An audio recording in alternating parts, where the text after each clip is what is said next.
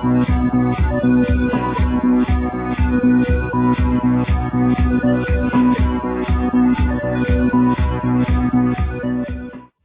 vuelta con ustedes, quiero invitarles a continuar con Mañana en Casa TV. Y hoy tenemos la dicha de poder contar entre nosotros con un ilustre historiador, también candidato presidencial por la Quinta República, a tocar un tema de profunda importancia para todos los dominicanos. El tema es el pensamiento de Duarte hoy, pero Duarte visto en carne y hueso. Es importante que todos los dominicanos conozcamos más de cerca a nuestro prócer, padre de la patria, sobre todo en un momento en el cual yo diría nuestra nacionalidad todavía no está bien arraigada, ocurre peligros con una silente invasión haitiana, tal vez influidos nosotros por la presión extranjera, pero es un tema que no soy yo quien le toca desarrollarla, sino nuestro invitado de honor. Antes de dar paso a sus palabras, vamos a leer un poquitico sobre su persona. José Miguel Soto Jiménez nació en Santiago de los Caballeros el 2 de marzo de 1956. Escritor, historiador, poeta y militar. Ingresó a las Fuerzas Armadas Dominicanas a los 17 años de edad. En dicha institución se formó académicamente y ha servido a la misma como oficial auxiliar de operaciones del Ejército Nacional, director de operaciones, relacionador público, director de la revista militar, director de la Escuela de Infantería y director del Instituto Militar de Educación Superior. Ostentó el rango de general de brigada y agregado de defensa naval, militar y aérea de la República Dominicana en Washington y secretario de las Fuerzas Armadas. Publicó su primer poemario, Evasión, en 1970 y el séptimo, Colonialigrama, en 1982.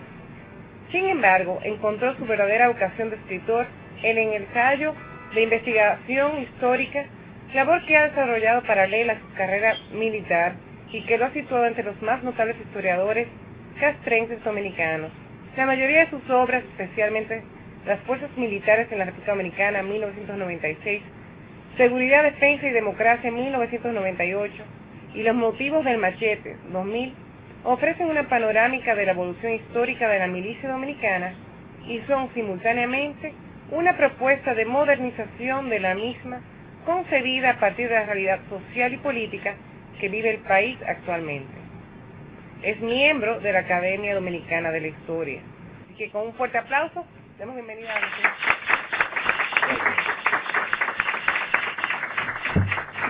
Bueno, sea mi primera palabra para agradecer de forma muy sincera, más allá del protocolo, la fina invitación de nuestra anfitriona y organizadora, con la que tengo una amistad proverbial, basada precisamente en las cosas de la patria, en las cosas del interés nacional. Vamos a hablar del padre de la patria, que entre otras muchas cosas, yo digo que es un hombre, o fue un hombre, lo sigue siendo en la memoria colectiva, afortunado, porque el pueblo dominicano lo respeta, lo quiere, lo admira, y digo que es afortunado porque es un desconocido.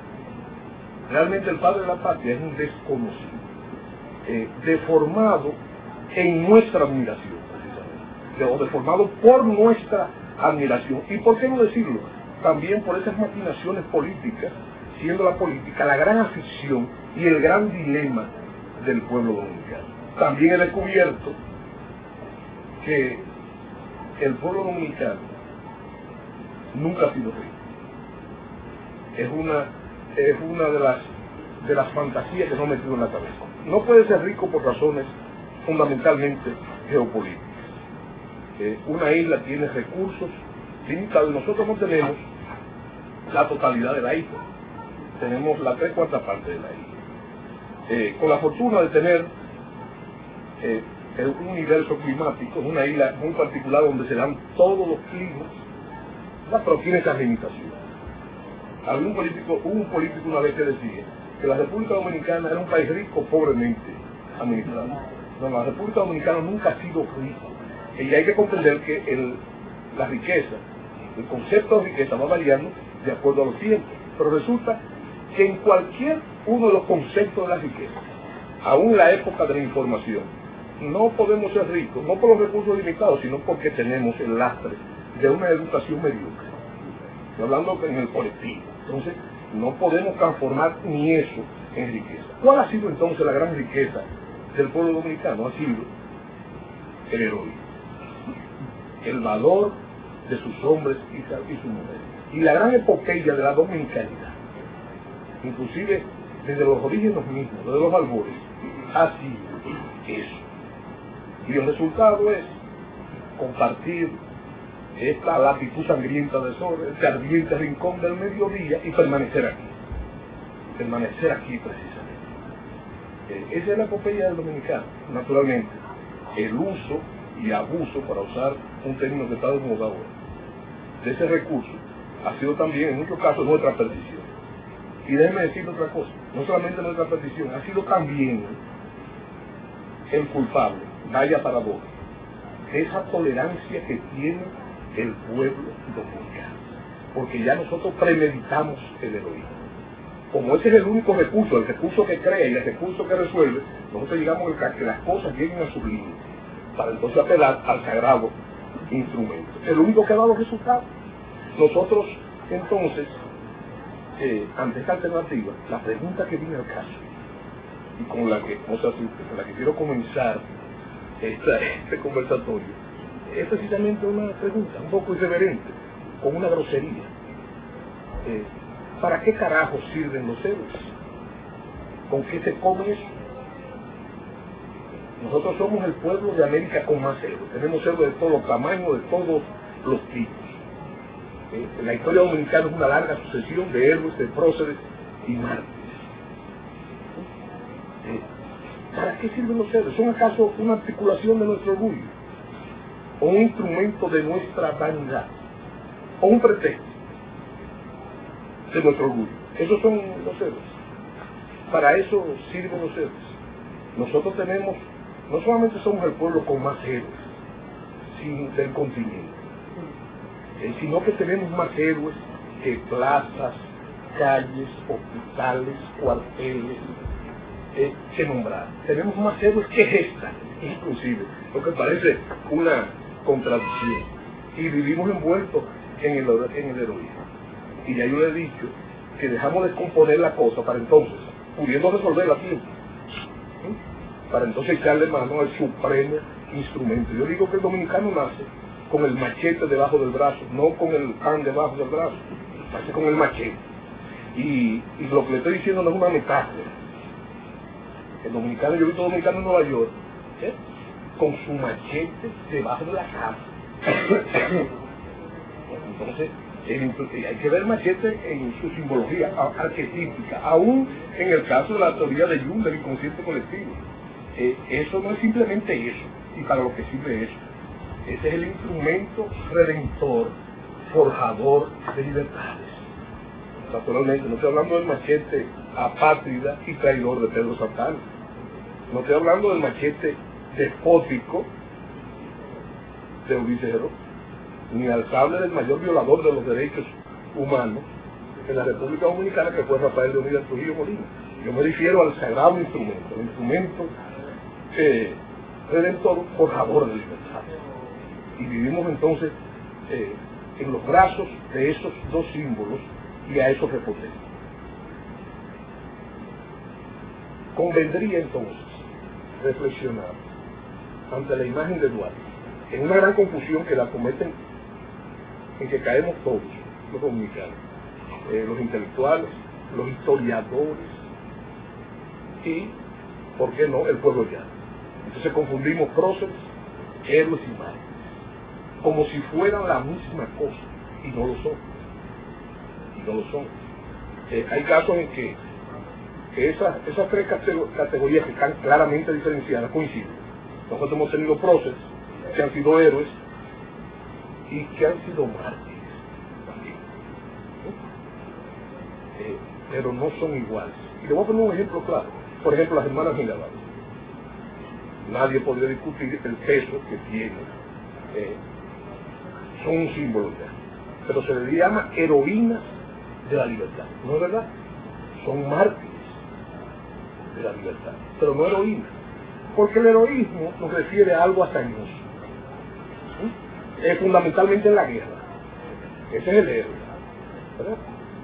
Y como si lo envolviera todo, y ya lo envuelve todo en la dominicanidad.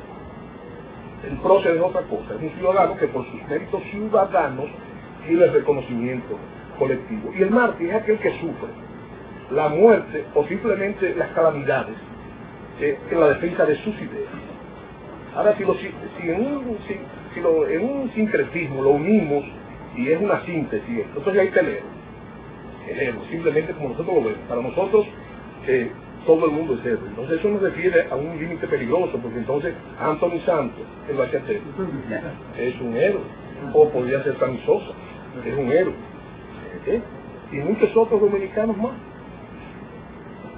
Pero hay una condición del héroe a la que yo quiero llamar la atención, y es que el héroe que hace una cosa hazañosa, para que sea héroe, tiene que lo que hace, su hazaña, tiene que beneficiar a la mayoría de la colectividad. Si no, no es héroe. Entonces, ese es el dilema del héroe. ¿Y para qué sirven los héroes? Para lo único que sirven los héroes. Por la extemporaneidad del héroe también, porque hay una cosa. Nosotros atribuimos que si usted ha sido héroe, usted tiene que ser héroe para siempre. Eso sería lo ideal, no es verdad. La parte, si es un referente, si el héroe es un referente, la parte aprovechable del héroe no es su superioridad con nosotros, es su semejanza. Y como un referente, para ser imitado, tiene que parecerse a nosotros. Yo prefiero ver el heroísmo como un producto de la doliente humanidad que todos tenemos, de nuestras miserias, y que es un individuo que se empina en su cotidianidad, en su miseria, para tocar la gloria. No sé si al poeta le gustó la imagen. Bueno, pero el gran problema que nosotros tenemos es que nosotros entramos en un proceso de la divinización del héroe. Entonces lo alejamos de nosotros. Es un momento que caracteriza el momento del héroe, es un momento, podría decirse en latín, un momentum, que es lo que hace el héroe. Y cuando termina ese momentum, entonces él debe reintegrarse a una ciudadanía común y corriente. ¿No? Una ciudadanía común, que debería ser ejemplar por ese estado de conciencia que se supone que lo hizo acreedor su hazaña. Pero no es así. Entonces hay héroes, nosotros usamos una imagen que héroes con los pies debajo. Bueno, es que somos bajos. Y entonces nosotros no podemos escapar ni a las frivolidades, ni a la naturaleza de nuestra mortalidad. ¿Por qué le digo todo esto? Porque Juan Pablo Duarte ha sido fundamentalmente divinizado. Yo digo que ha seguido una trayectoria diferente al proyecto de redención cristiana. Porque en ese proyecto de redención, el Verbo se encarna, baja la carne para sufrir no solamente las mortificaciones de la carne, sino los dolores de la carne, los dilemas de la carne. Y ahí entonces es que se hace realmente la redención. Con Duarte ha sido diferente. Hemos cogido al hombre, lo hemos divinizado en un proceso totalmente contrapuesto al proceso de redención. Y entonces, en ese proceso que no es malo, porque no podemos decir que nada de lo que se dice de Juan Pablo Duarte es malo, pero tiene un problema que no es verdad.